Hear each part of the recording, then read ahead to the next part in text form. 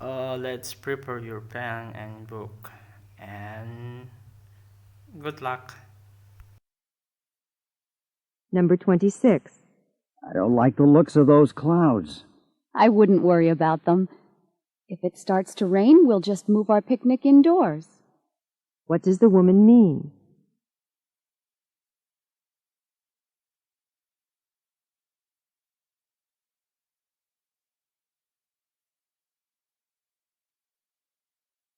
Number 27. It's going to take me several days to revise this research paper. Unfortunately, it's due tomorrow. What does the man mean?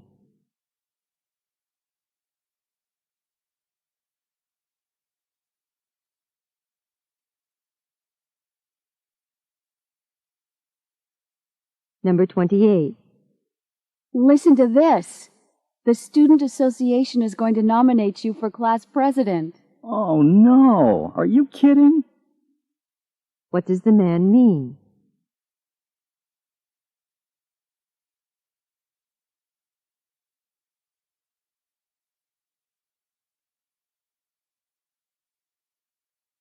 Number 29. Paul didn't show up at the meeting today. I know. What I want to know is if he finished that report he promised. What does the woman mean?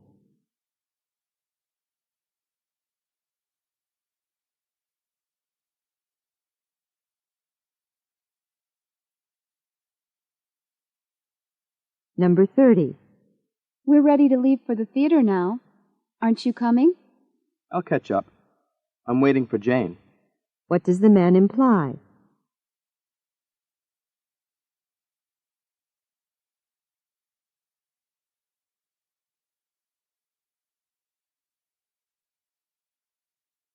This is the end of Part A. Go on to Part B.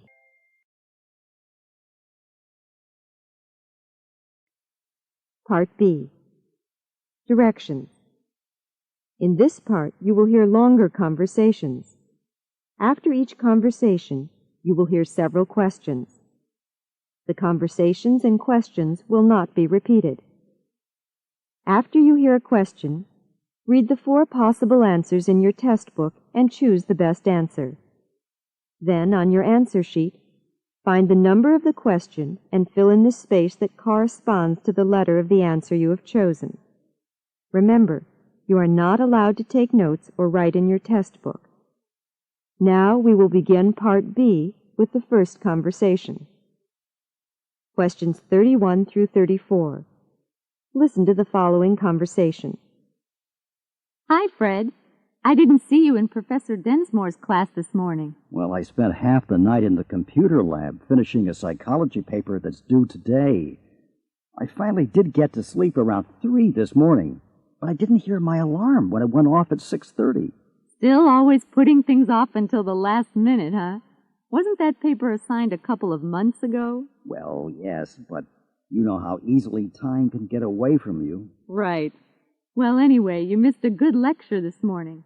I think you would have found it especially interesting. Oh, yeah? Why? As I remember, you're interested in volcanoes. Well, today Professor Densmore's lecture was all about Mount St. Helens in Washington State. It really is a shame that I missed that. Oh, well, at least I got my psychology paper finished. Yeah. By the way, what did you write about? The personality traits of people who are prone to procrastination. You know, that fine art of postponing things you have to do. Oh, so I guess you understand yourself a bit better now that you've finished this paper, right? Well, I hadn't thought of it that way, but, you know, I guess you might be right. Number 31. Who is the woman in this conversation?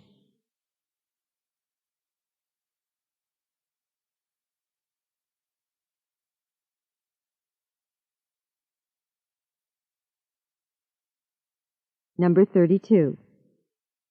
Why didn't Fred go to his morning class?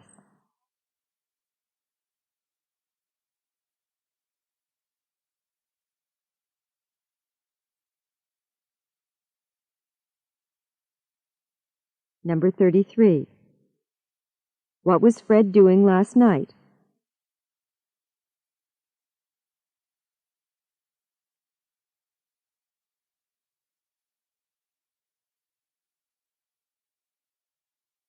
Number 34. What does the woman probably think about Fred?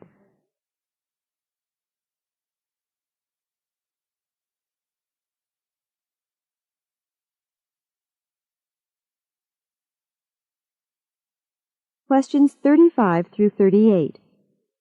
Listen to a conversation about sports. Sam, where are you going with all that climbing gear? To the mountains? That's what most people think.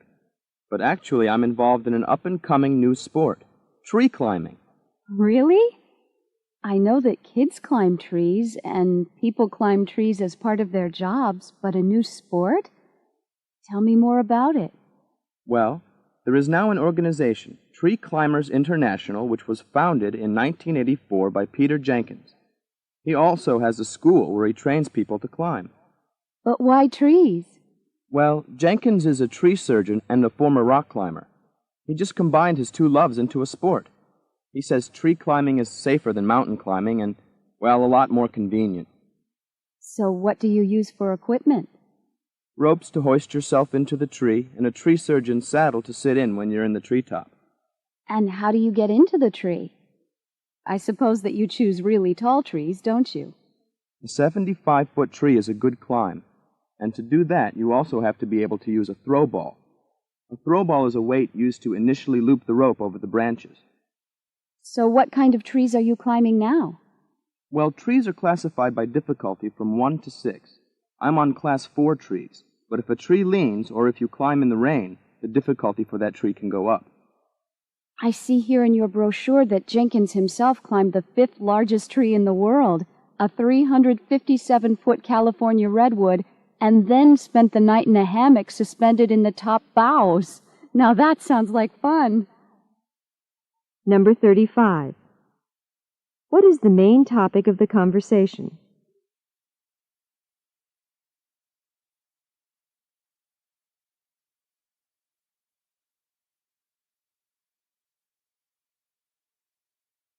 Number 36. Why did Peter Jenkins begin the sport of tree climbing?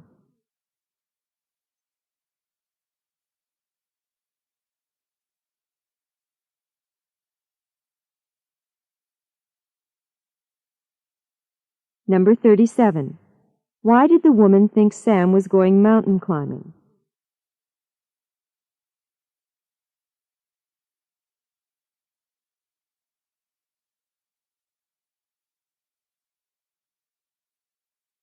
Number 38.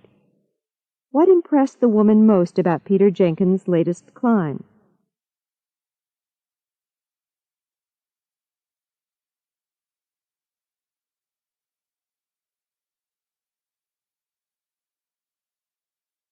This is the end of Part B. Go on to Part C.